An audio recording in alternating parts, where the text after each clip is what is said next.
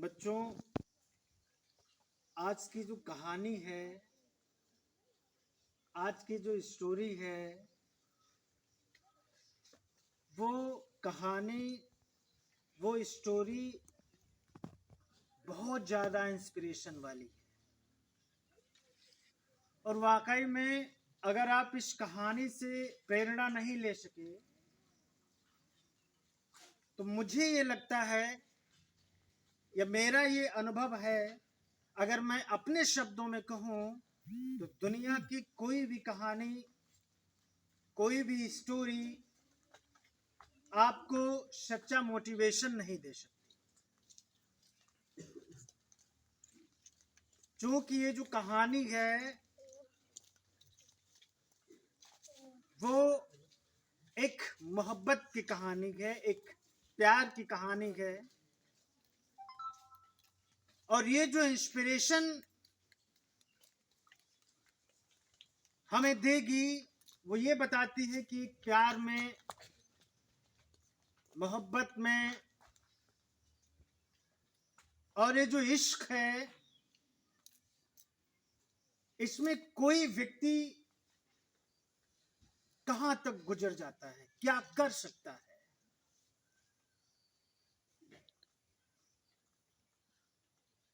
भारत में ऐसे ऐसे शख्स हुए हैं जिन्होंने अपनी प्रेयसी की याद में, अपनी प्रेयसी के लिए इतने बड़े बड़े गुंबदों मीनार बनवा दिए कि उन गुंबदों मीनार की नक्काशियों से प्यार की खुशबुएं और प्यार की, प्रेम की महक आती है। रख गए हो मेरे नामो निशान पर, रख गए हो मेरे नामो निशान पर अपने आरजुओं के दो फूल। रख गए हो मेरे नामो निशान पर अपने आरजुओं के दो फूल। महसूस की है मेरे सीने में जमीनों पर्वत सी पीर, और उसके दोनों किनारों के बीच बहती, और उसके दोनों किनारों के बीच बहती हुई दरिया से गहरी उस मोहब्बत की तासीर। ये शब्द किसी मोहब्बत की जिंदा दिली के शब्द हैं।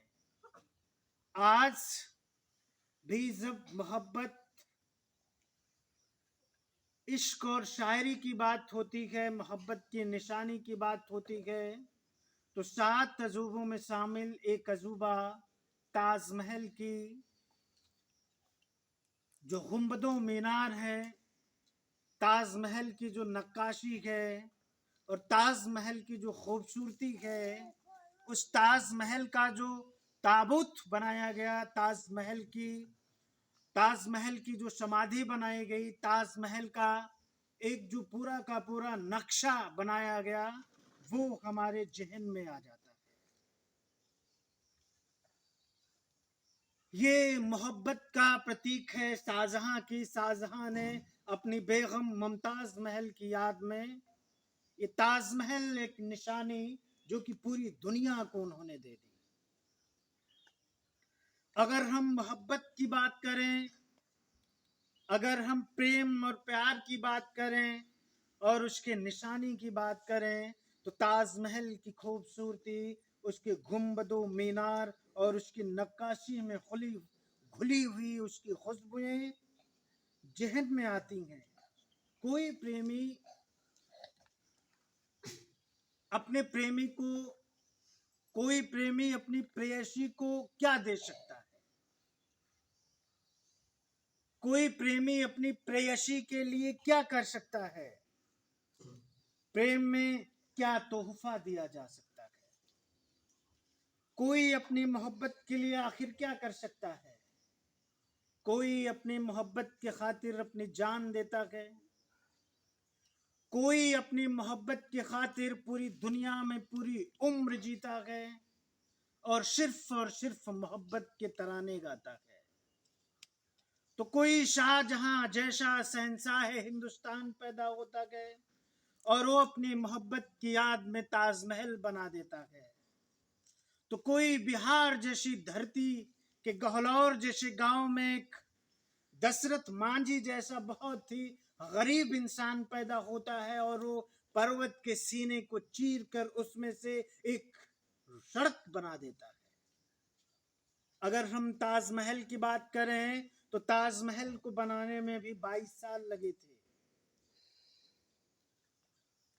और जिस पर्वत के सीने पर दशरथ मांझी ने अपने हथौड़े और अपनी छेनी चलाई थी और सड़क बनाई थी, उस सड़क को भी बनाने में 22 साल का ही वक्त लगा था। एक ताजमहल जिसको बनाने में 22 साल का वक्त लगा। गहलौर में जो पर्वत को तराश कर, पर्वत को काट कर दशरथ मांझी ने जो एक सड़क बनाई, उसको भी बनाने में 22 साल का वक्त लगा। लेकिन आज भी अगर हम मोहब्बत और प्यार की निशानियों की बात करते गए तो सबसे पहली निशानी हमारे जिगन में, हमारी आत्मा में, हमारे हृदय में, हमारे मन में जो आती है वो ताजमहल की आती है। वो गरीब जिसने अपनी मोहब्बत के लिए पूरा जीवन जिया और अपना पूरा जीवन अपनी उस मोहब्बत को समर्पित कर दिया, और वो पर्वत जो 360 फुट लंबा था, 30 फुट चौड़ा था और 25 फुट ऊंचा था, उसके विशाल सीने पर अपने हथौड़ों और अपने साहस की छेनी को चलाकर उसने उसके बीच से रास्ते को निकाल दिया। हाँ, मैं बात कर रहा हूं बिहार के गया जिले के एक छोटे से गांव गहलोर की, जहां एक छोटा सा परिवार रहता था और उस परिवार में एक छोटा सा बच्चा था जिसका नाम था दशरथ मांझी। क्या नाम था? दशरथ मांझी नाम था। होता क्या है कि व्यक्ति के अंदर जो साहस आता है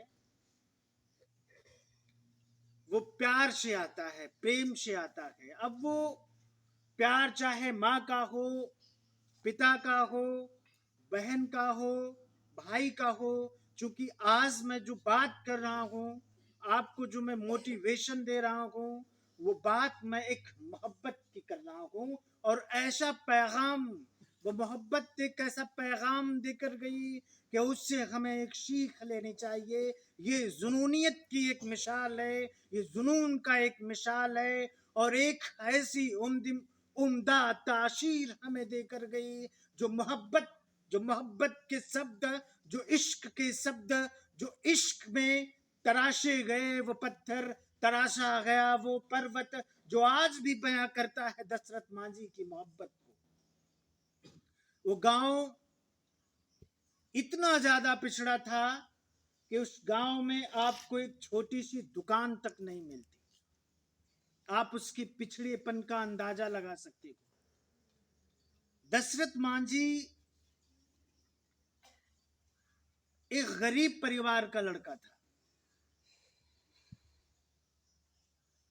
न घर पे बेहतरीन छत थी, न पहनने के लिए अच्छे कपड़े थे, और जब घर में खाने पीने की दिक्कतें हुई, समस्याएं आई, तो वह एक कोयले की खान में काम करने के लिए चला गया। 1-1.5 साल जब उसने काम किया, वहां से लौट कर आया तो उसके बापू ने एक लड़की से शादी कर दी। उस लड़की का नाम था फागुनी। लड़की का नाम क्या था? फागुनी नाम था। और प्यार से दशरथ मांझी फागुनी को फगुनिया बोलता था। ये बिहार की एक भाषा है कि किसी को भी हम लोग यहाँ पर अगर नाम लें और या लगाएं तो बोलेंगे ये गलत तरीके से नाम लेता है। लेकिन बिहार की भाषा में किसी को भी या लगाकर वा लगाकर बोला जा सकता है। तो बड़े प्यार से वो उसको फगुनिया बोलते थे। उनके 1-2 बच्चे भी हुए, और दशरथ मांझी फगुनिया को इतना प्यार करते थे, इतना प्यार करते थे कि वह दुनिया की सारी खुशियां जहां से भी मिल सके, खुशियां जहां से भी बटोर कर लाई जा सके, वो फगुनिया को दे देना चाहते थे। जहां पर पर्वत था, पर्वत के जस्ट पीछे की तरफ एक कस्बा था। गांव से कस्बे की दूरी महज 3 किलोमीटर होगी, लेकिन चूंकि बीच में इतना बड़ा पर्वत पड़ता था तो बहुत ही घेरावदार रास्ता होता था। तो उस घेरावदार रास्ते से जब कोई कस्बे को जाता था तो लगभग 70 किलोमीटर की दूरी को तय करना पड़ता था। अब एक व्यक्ति अगर कभी कस्बे में जाता तो कस्बे में जाने के लिए, कस्बे जाने के लिए उसको लगभग पूरा दिन लग जाता था कस्बे तक सिर्फ पहुंचने में, क्योंकि उसको 70 किलोमीटर की जो डिस्टेंस थी वो तय करनी पड़ती थी। दशरथ मांझी गांव आया, फगुनिया की नजरों में रहता था। वो फगुनिया को अपनी नजरों के सामने रखना चाहता था, इतनी मोहब्बत थी। अगर हम ताजमहल और दशरथ मांझी जो थे वो एक बार पर्वत पर लकड़ी काट रहे थे और फगुनिया जो थी वो गर्भावस्था में थी। तो हर एक पत्नी का दायित्व यही है कि फगुनिया भी प्यार करती थी अपने पति से। तो जब दशरथ मांझी पर्वत पर लकड़ियां काट रहे थे तो इनकी जो पत्नी थी, जो फागुनी थी, वो अपनी पति के लिए पानी लेकर जा रही थी। तो जब वह बिल्कुल नजदीक पहुंच गई, लगभग वो दशरथ मांझी के नजदीक पहुंचने की वाली थी,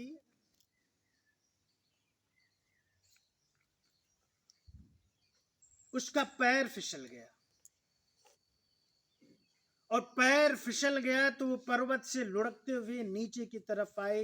दशरथ मांझी ने देखा और वो दशरथ मांझी वहां से दौड़ता हुआ फागुनी के पास में आया। क्योंकि फागुनी को गर्व था, इसलिए ब्लीडिंग बहुत हुई। उसको चारपाई पर लिटाया गया। तुरंत दशरथ मांझी ने अपने गांव वालों को बुलाया, चारपाई पर लिटाकर 70 किलोमीटर का डिस्टेंस पार करते हुए वो कस्बे को पहुंच गया हॉस्पिटल में इलाज कराने के लिए। डॉक्टर्स ने फागुनी को देखा और कहा कि अगर आप आधे घंटे पहले आ जाते तो इसकी जान बच जाती। फागुनी एक्सपायर हो गई। दशरथ मांझी के जीवन में ये जो घटना थी वह एक हृदय विदारक घटना थी। वो टूट गया। उसके हृदय के टुकड़े टुकड़े हो गए। उसकी जितनी भी भावनाएं थी, सारी की सारी भावनाएं पानी की जैसे बह गई। सारे अरमानों पर उसके पानी फिर गया। वह फागुनी के साथ जो जिंदगी गुजारना चाहता था, उसको जितनी खुशियां देना चाहता था, सारे के सारे अरमान उसके अधूरे रह गए। फागुनी को घर लाया, उसका अंतिम संस्कार किया। और जो दशरथ मांझी था, कभी हंसता खेलता अपने परिवार के साथ बातें करता, खुशी के साथ फागुनी के साथ रहता, सब कुछ उसके जीवन से जा चुका था। मानो उसके खुशियों को किसी की नजर लग गई हो। 24 घंटे में एक पल कभी ऐसा नहीं होता जिस पल वह फागुनी को याद नहीं करता।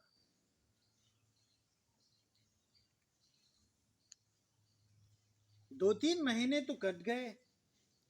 दशरथ मांझी के एक दिन वो उसी पर्वत पर जाकर खड़ा हुआ और पर्वत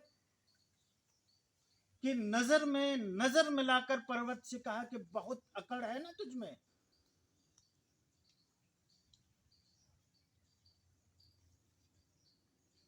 अब युद्ध चलेगा तेरा और मेरा और बहुत लंबा चलेगा, और तब तक मैं यहां पर डटा रहूंगा जब तक ये तेरा गरूर तोड़कर मैं तुझे जमीन पर ना ला दूं। ये जो तेरी लंबाई है ना 360 फुट की, इस पर गुरूर करता है तू। ये जो चौड़ाई है न तेरी 30 फुट की, इस पर गुरूर करता है। तो ये जो ऊंचाई है न तेरी 25 फुट की, इस पर गुरूर करता है। ये गुरूर तेरा तोड़कर मैं जमीन पर ना ला दूं तो मेरा भी नाम दशरथ मांझी नहीं। और आज ये शपथ खाता हूं कि मैंने अपनी मोहब्बत को खोया इस पर्वत पर, और आज के बाद किसी की भी मोहब्बत इस प्रकार से तो जुदा नहीं हो सकती। ये दशरथ मांझी तेरे समक्ष सौगंध खाता है।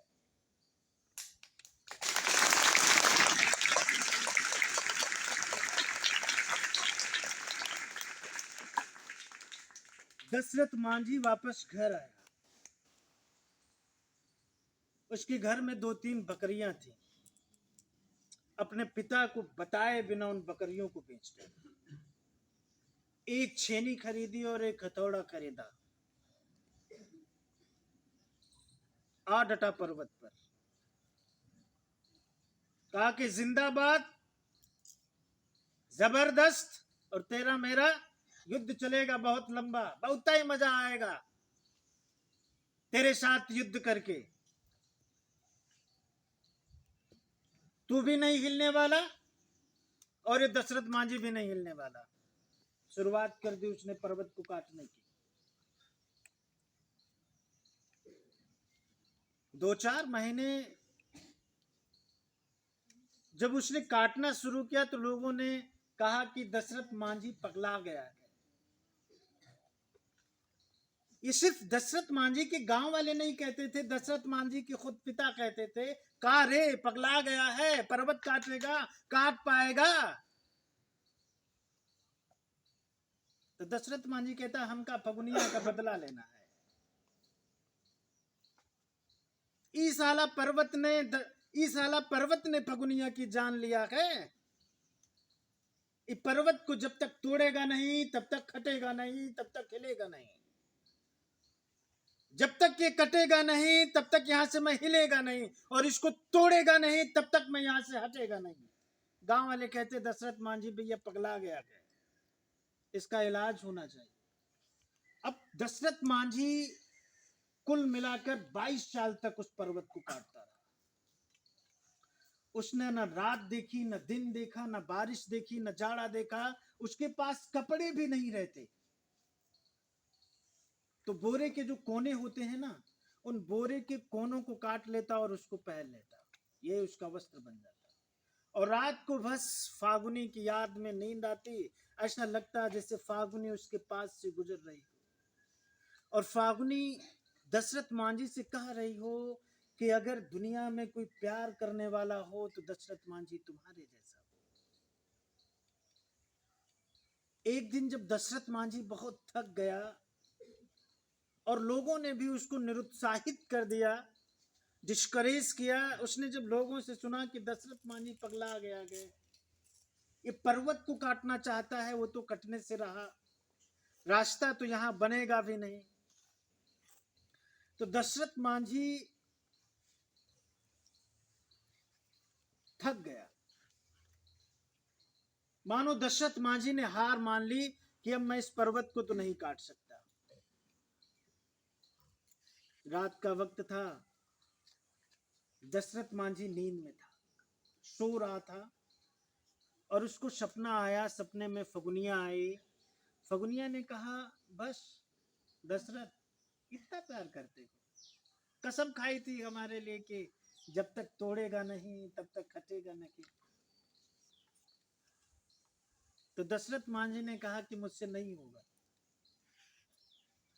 तो फागुनी ने कहा आज के बाद मैं तुम्हारे पास कभी नहीं आऊंगी। फागुनी का इतना कहना था। रात के लगभग 12 बजे थे। दशरथ मांझी उठकर बैठ गया, इधर उधर देखा, कहीं कोई नहीं था।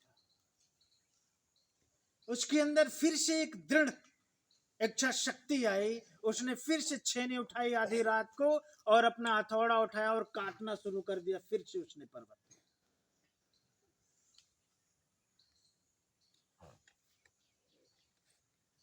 पूरा 22 साल का वक्त लगा पर्वत को काटने में। इकलौता दशरथ मांझी ने उस पर्वत को आखिरकार काट ही डाला और कहा कि आज के बाद किसी की मोहब्बत किसी से जुदा नहीं।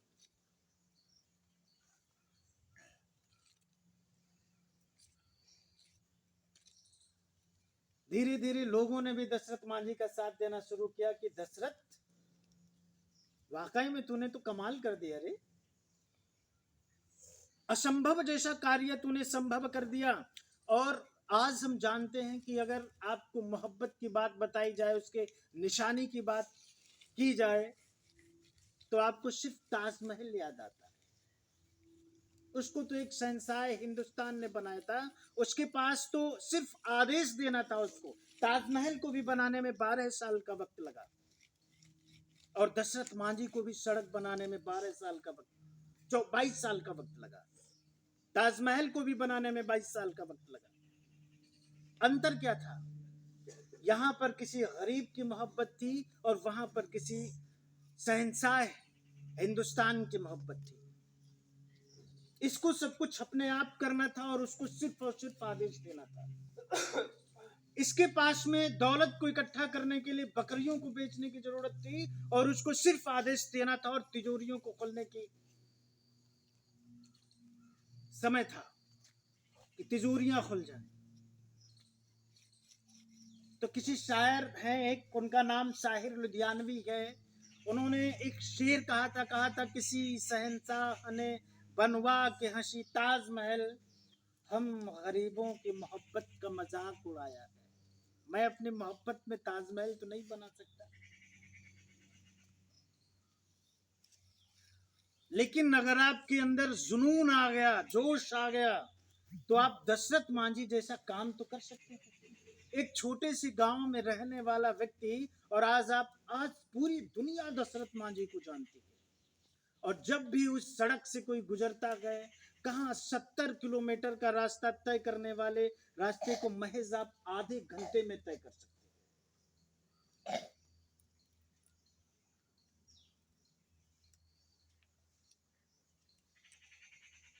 प्रेमचंद जी ने एक शब्द कहे थे कि प्रेम गर्म भी है, प्रेम सर्द भी है, प्रेम नर्म भी है, प्रेम कठोर भी है।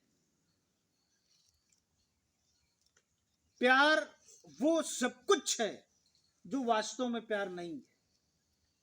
और मैं कहता हूं कि दुनिया का ऐसा कोई कलमकार नहीं है, दुनिया का ऐसा कोई भी कवि नहीं है, कोई कलमकार नहीं है दुनिया में जो अपने शब्दों में कलम के द्वारा कभी भी प्रेम की अभिव्यक्ति कर सके। हो ही नहीं सकती। प्रेम अव्यक्त है, इसको परिभाषित करना, इसको शब्दों में बयां करना एकदम असंभव सी बात है। कोई इसको संभव कर ही नहीं सकता। तो ये जो कहानी है वो भी बहुत इंस्पिरेशन देती है। असंभव कुछ भी नहीं है।